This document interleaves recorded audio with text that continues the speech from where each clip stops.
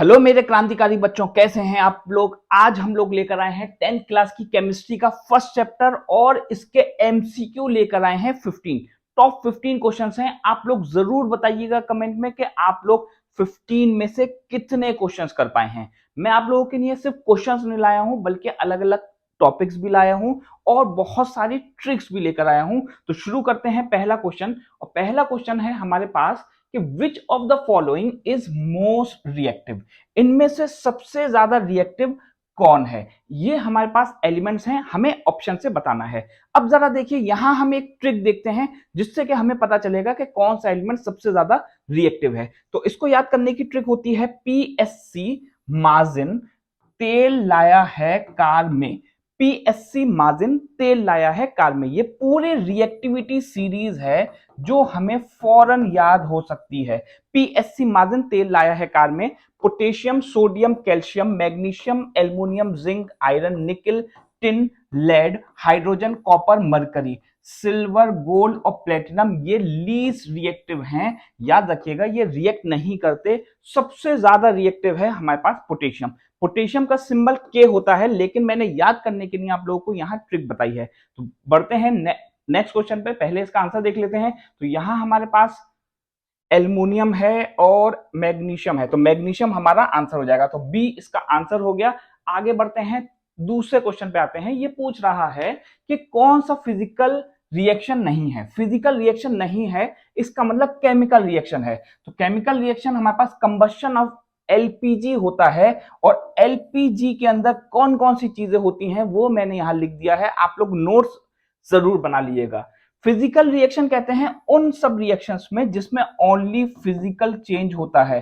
Physical change अगर होगा, सिर्फ कोई केमिकल रिएक्शन अगर नहीं होगा तब उसको फिजिकल बोल देंगे। मेल्टिंग ऑफ आइस में कोई फिजिकल चेंज नहीं हो रहा, बॉइलिंग में भी कोई केमिकल चेंज नहीं हो रहा है, सॉरी, मेल्टिंग में भी कोई केमिकल चेंज नहीं है और यहाँ बॉइलिंग में भी नहीं है। इसी तरह से डिसोल्यूशन कहते हैं मिक्स करना सॉल्ट को वाटर में। नेक्स्ट क्वेश्चन आता है, बड़ा ही अच्छा सवाल है।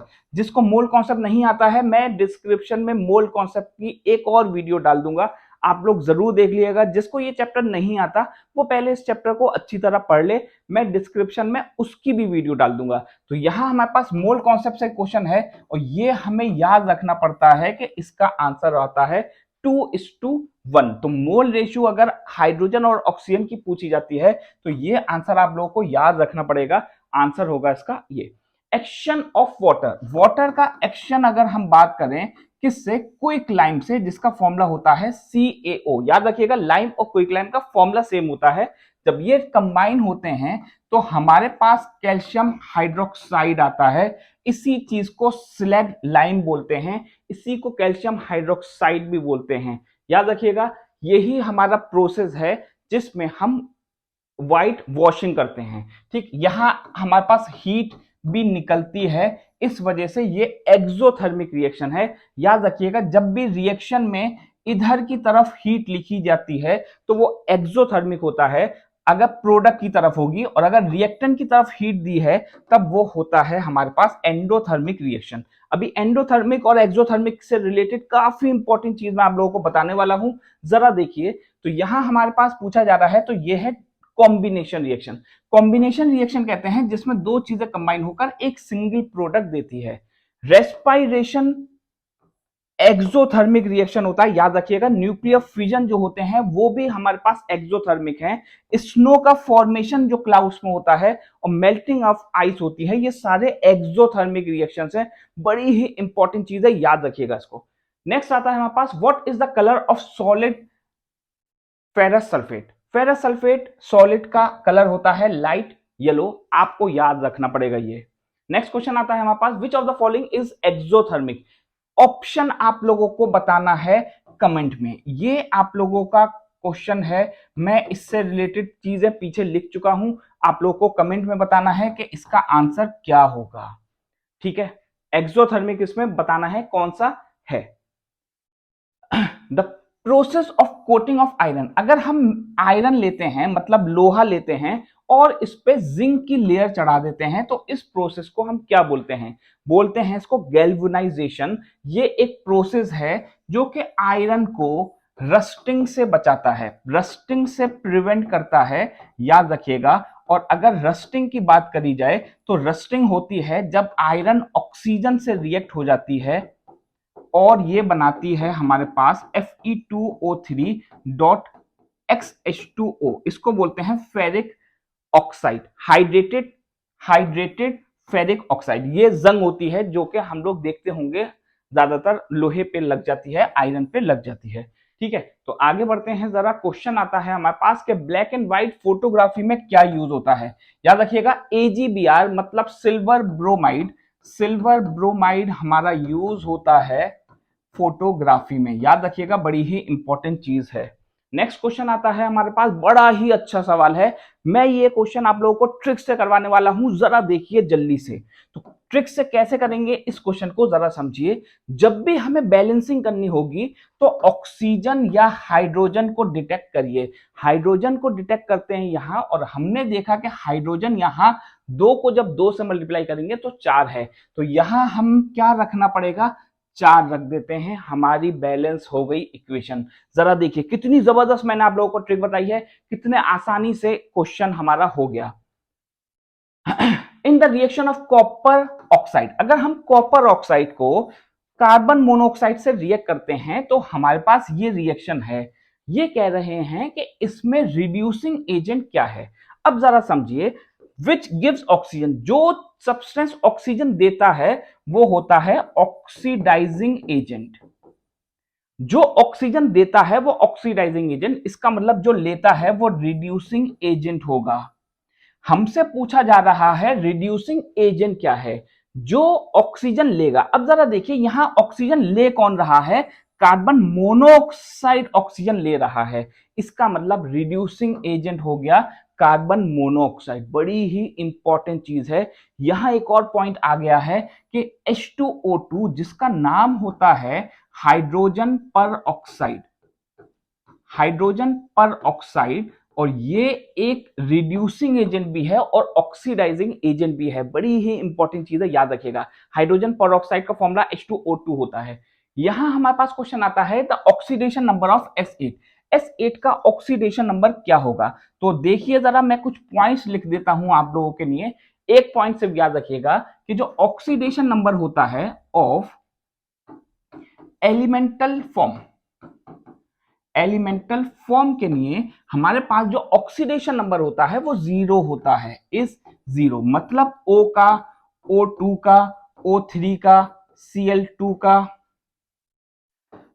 S8 का, P4 का, इन सब का ऑक्सीडेशन नंबर 0 होगा जब ये एलिमेंटल फॉर्म में होते हैं। मतलब जब ये अपनी नेचुरल फॉर्म में होंगे तब उनका ऑक्सीडेशन नंबर 0 होता है। लेकिन ऑक्सीडेशन नंबर चार्ज के बराबर हो सकता है अगर उसके ऊपर कुछ चार्ज हो। मान लीजिए हमारे पास इस तरह से दे दिया जाता, ये दिया जाता, तो हम +2 लगाते इसका ऑक्सीडेशन नंबर। क्योंकि ये सिर्फ S8 है तो हमारे पास आंसर आ जाएगा ये। आप लोग जरूर काउंट करिएगा कि कितने क्वेश्चंस आप लोगों से हो रहे हैं, 11 में से। आगे बढ़ते हैं जरा। सब्सटेंस विच इज ऑक्सीडाइज, इसमें बताना है कौन सा सब्सटेंस ऑक्सीडाइज हो रहा है।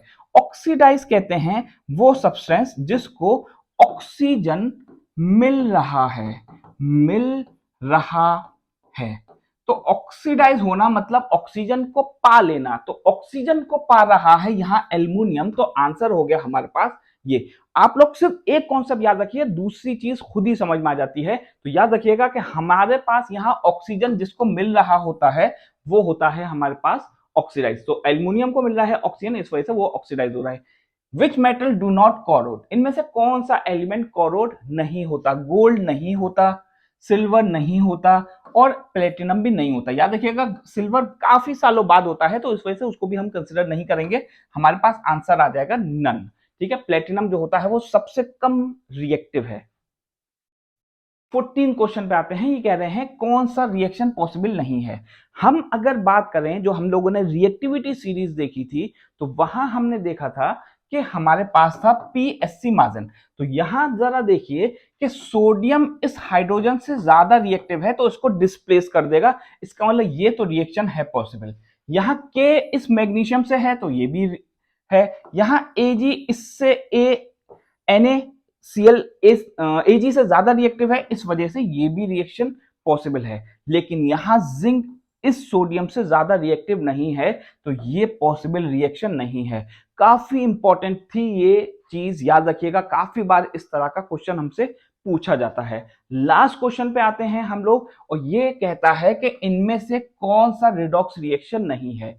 रिडॉक्स रिएक्शन कहते हैं जिसमें रिडक्शन और ऑक्सीडेशन दोनों एक साथ होते हैं। जिसको ये कॉन्सेप्ट नहीं क्लियर है, मैं डिस्क्रिप्शन में वीडियो डालता हूं, जरूर देख लीजिएगा। तो यहां याद रखिएगा कि फोटोसिंथेसिस में रिडॉक्स रिएक्शन होता है, इसका मतलब ये तो आंसर नहीं हो सकता।